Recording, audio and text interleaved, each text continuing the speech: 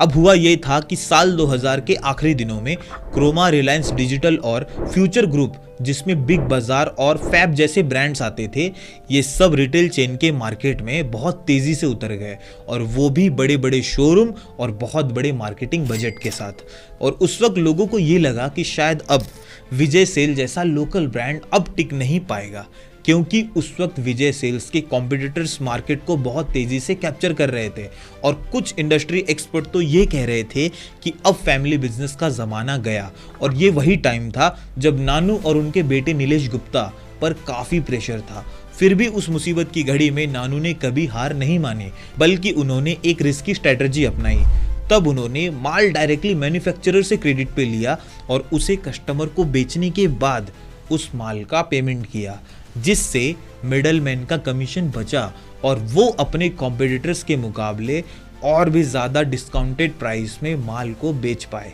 उनका फॉर्मूला काफ़ी सिंपल था कि हमें अपने बिजनेस का स्लो और कंसिस्टेंट एक्सपांशन करते रहना है, जिसकी वजह से साल 2006 के आते आते उन्होंने ऑल ओवर मुंबई में 8 से 10 नए स्टोर को खोल दिया और उनकी सेल्स रिकॉर्ड्स तोड़ते चली गई। और 2008 तक उन्होंने मुंबई के बाहर यानी कि पुणे, अहमदाबाद, सूरत और दिल्ली जैसे शहरों में अपने बिजनेस का एक्सपांशन किया।